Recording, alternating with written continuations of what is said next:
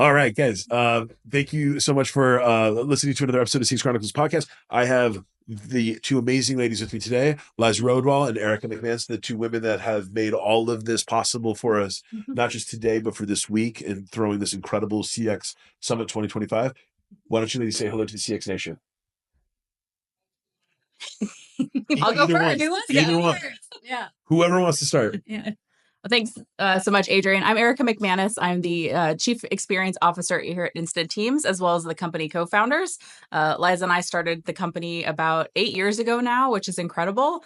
And really what we're doing this week here in our headquarters space and what we're just doing with our mission overall in the CX industry has really culminated into these, conversations around where our really unique talent pool of military spouses belongs in the CX industry. And so we're really excited to talk about that today.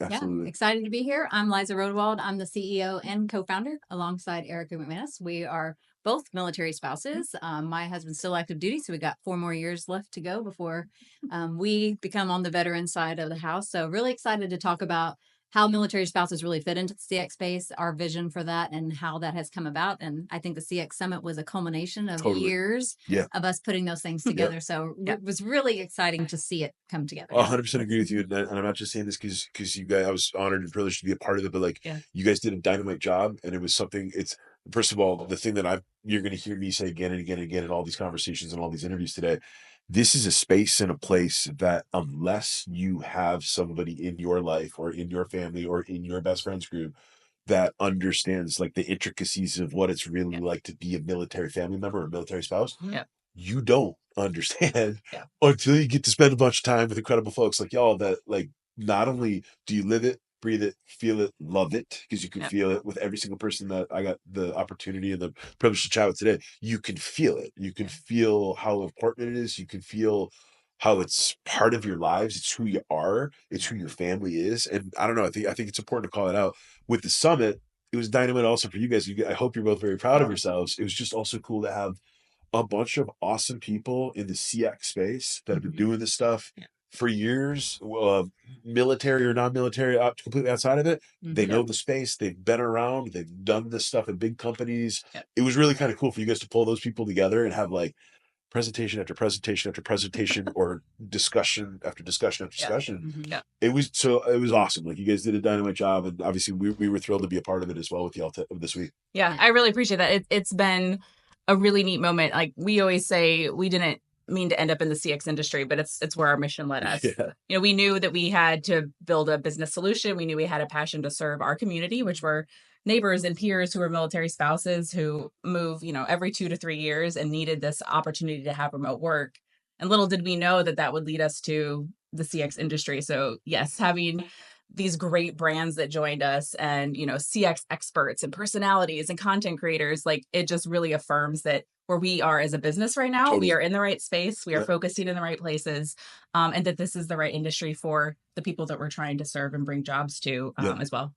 Liza, to piggyback on what Erica was just saying, at what point did you guys realize, whoa, okay, we already know about what's going on with our family and with our friends and with our military people, but to piggyback on what Erica just said, at what point were you like, wait a minute, there's not just, I don't know if my brain, I'm going to say, not just a business opportunity here, but was it almost like a community opportunity or a business opportunity that kind of landed in front of you guys at first? Or was it the same at the same time? And that's when you realized, okay, this is kind of what we're going to start building. What did that kind of look like? Or give the listeners a sense for some of the early vision or the early mission days that kind of got you guys ready to rock and roll. Yeah, I think it's both at the same time. I think that's what makes our company powerful, unique, and different, is because when I first saw that it was a problem, I had my own software company. It was completely remote. I moved into my first neighborhood after my husband and I got married, and every single military spouse would just ask me, like, how are you working? Like, how are you maintaining your career? Can you help me? After that, I personally moved 6 times in 7 years. So it was like, wow, if I didn't have my own business, if I wasn't doing my own thing, I would have been in that same position, right?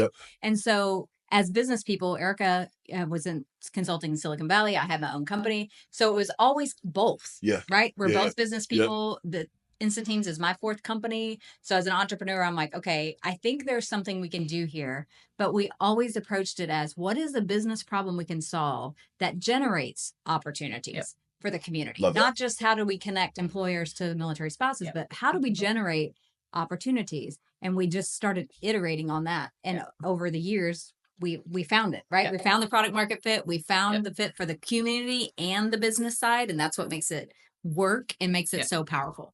I love it. What in the early days when you were trying to find product market fit, you were trying to prove that this thing could work and it was more than just a vision or a dream or an idea. What came first? Was it having a stable of your friends, your incredible military spouse friends that you already knew their talent, you already knew what they were great at, you already knew where they could theoretically be deployed into the business world.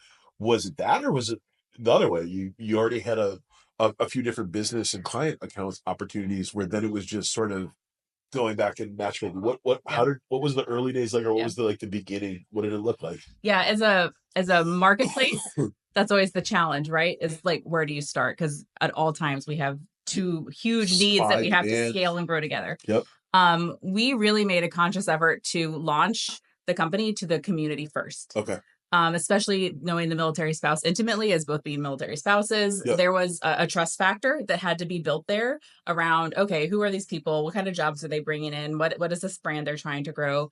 And so we really focused on getting our friends, people around us to know what we were doing, to have that buy-in, to see. And it was a little bit different, right? It's a for-profit business solution. And so how is that working? Where is the business coming from? What types of jobs are there? So we did that probably for 6 or 7 months first before we ever had a real customer. Okay. And that was really important to us. And that's been the baseline of community ever since. That's part of this Community Builders Week that we're doing right now. 5 events 5 different events over the course of this week. It's been a busy week for it's a busy week. I'm like, how many things are we doing? It's been a busy week. A great week, but a busy week. Yeah. And so that just gives us the stability of the marketplace, right? Because without the community and without the remarkable talent that we know and we trust, they now trust us. Now we can build that business model and bring them into the customer. I love it. Yesterday, Erica and Jen, 2 of your Dynamite teammates here in his teams, they were walking me literally through some of our job boards. Yeah. I don't know if our listeners understand, guys, we are not talking about, there's big roles in here. There is some huge role. Like that was one of the things that I was super, like, I wasn't surprised, frankly, because as I get to know you guys better, but like, I don't think people, when they think about the Insta Team's mission, or they think about the exterior view of Insta Teams, they're thinking, okay, you got, I've got sales roles, support roles, maybe data entry, ticket. There's big roles sitting there for people that are like, number one, I think anybody would be thrilled to have, but I don't think people realize how many different types of opportunities and how many different types of possibilities are out there. That's number one. Number two, Jen and Erica left me with this thing that's gonna be stuck in my head the rest of the day. There's like a football stadium of military spouses rearing to go to work today that are already essentially pre-vetted, fully qualified in all of these different cuts. And then you guys have this incredible proprietary information and software to be able to break down what that looks like depending on what employers' needs are. I don't think people realize this. I just don't think they realize that there's such a primed, ready to go base of people that they can literally inject into their businesses now. Right? Yeah. What are, I guess, some of the things that, Liza, I'll go to you. What is there a big area of opportunity, or is there a perfect client? We had Greg Avalone in here earlier who was driving sales, but for you, as CEO, is there like a prime opportunity, or prime target, or a prime customer area that you're the most excited about as we move into 2025? Yeah, we love working with brands that are also mission focused and culturally aligned to us, right? And it's not just about them wanting to employ the military spouse community, but their culture is important on their side of the house as well. And so when I'm talking to companies, there are large, mid-market, even some smaller businesses. That's one thing that I look for, because we want to make sure when we put the spouses in these contracts that they're being cared for, that they're happy, that they're excited. Good homes, good places, good organizations. And they're excited about the brand, right? Because they are going to be the front line of that brand and our brand.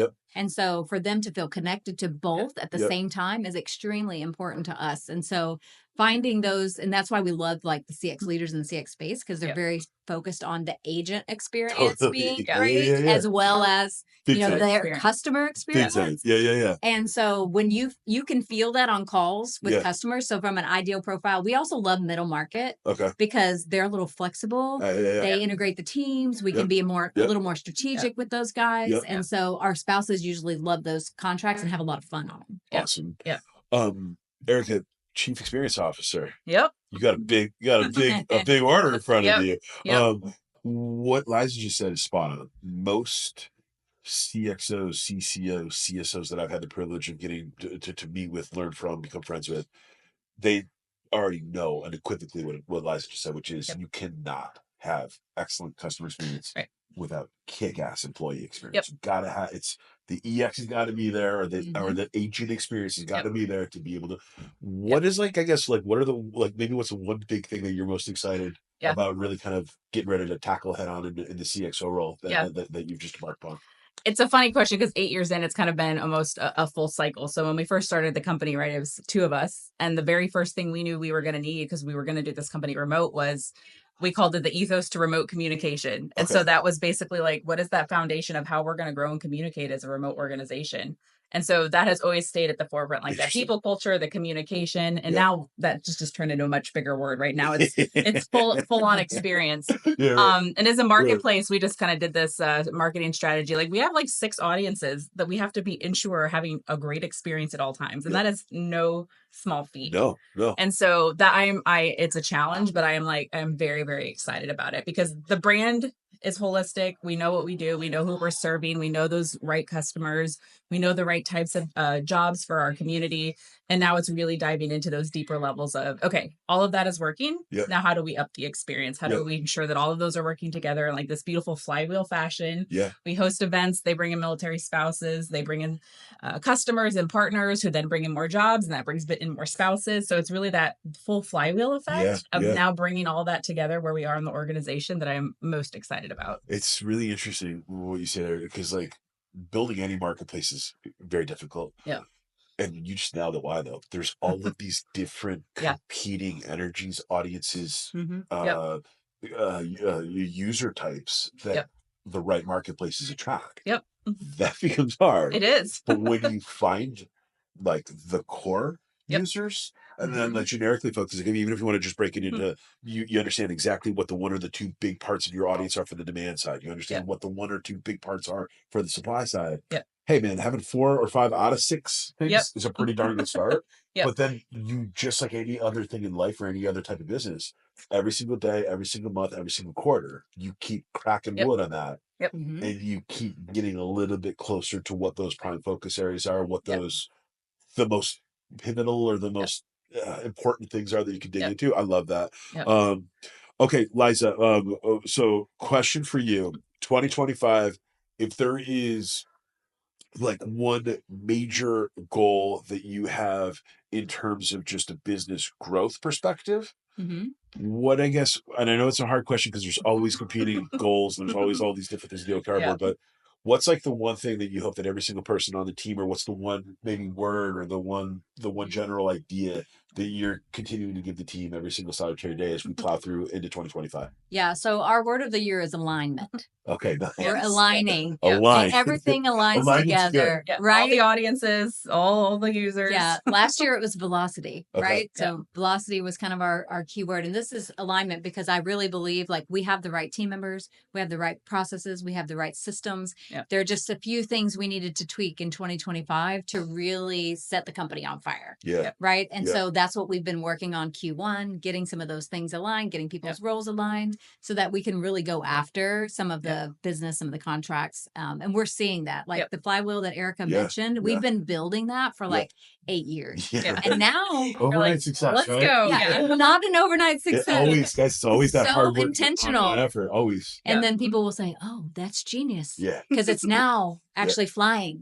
Right? The wheel is spinning. It took us a lot of effort and alignment to get there. Right? But then it seems so easy when you see it, but it took a lot of work to figure all those moving pieces out. So for 2025, getting the team aligned, same goals, same mission, working together as a team. There's nothing we can't really accomplish. Like we get in front of customers, the sell is actually pretty easy. Yes, we make business sense. We make dollar cents. Totally. And then we have a great mission behind it. We're employing military spouses across the globe and every time zone. Yep. And that's just special. Yeah. Right. And so these brands that partner with us, we really get to build a good relationship that feels good to everybody. 100%. You know, as a win-win. I couldn't agree more. So well said. Erica, what about you? If there was like one big thing, I know you've got all this stuff that you're going to be focused on with continuing to keep that flywheel going, to continue to appease and to accelerate across multiple audiences. What's like one major area of focus for you that you're just like, you're going to remain maniacal on for the rest of this year? Or what's the one key area that as your CX and your customer team continues to grow, that you're just going to be all over? Yeah, I love that you said maniacal. That's my marketing ethos. Maniacal or maniacal. Yeah, maniacal Erica is maniacal. Yeah, really? But in like a good way, not not in a bad way. Maniacal organization is our marketing thing, because we have so many audiences. We're a very lean team. Like we've got to know what we're doing and where we are. So that is, I just love the word maniacal, not in a villainous way. I did not mean it in a bad way. I totally meant it in a complimentary way to my crazy ideas that I'm like, hey, I'd like to do that this year. You've got the maniacal ideas. I implement the maniacal ideas. That's exactly how this relationship works. All entrepreneurs are a little maniacal. It's just how it works. I'm really excited about, we were just kind of walk through like the alignment in all those audiences kind of in my new CX role, but internally our sales and our marketing integration. So last year that was a really big focus of ours. We've always been like communicative teams, but the way to integrate that into like that daily, almost we've talked about like as a rev ops organization, like we are there now. And so while we're doing all these things and pushing out and getting business and talking to the right customers, like making that work faster and more efficient. And as that flywheel is building, like using that as like this generator internally, so that, Greg can talk to more customers and Liza can get out there and talk to more customers, is working internally in the organization to get that moving faster. And that just affects all the outcomes for 2025. I love it. Well, you guys are literally doing a dynamite job. Every single person that I've had the privilege of meeting with and talking to over these last couple of days, dynamite. Great. I'm seriously, this business and the mission and the community has just got so much opportunity. It's not even funny. And then Liza, going back to what you and Erica just said, there's going to be an abundance of the right types of customers and the right type of clients who already have this dollar spend lined up in budget for the next decade. Let's get that we just need to get the story in front of. We need to find which specific seats and roles and people that they need that additional support from, or that extra pliability or that extra flexibility that its teams can provide.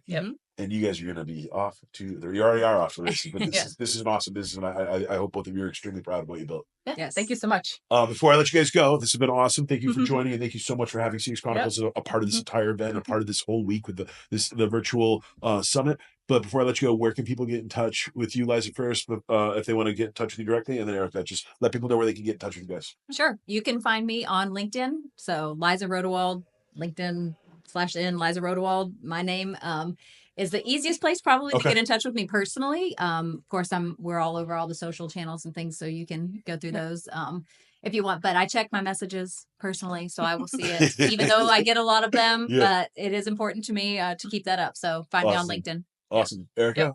Yeah, on LinkedIn all the time. We love LinkedIn. It was what gave us a lot of our first opportunities 8 years ago. So we're champions of networking on LinkedIn. So just Erica McMannes, but also instantteams.com. So easy to remember.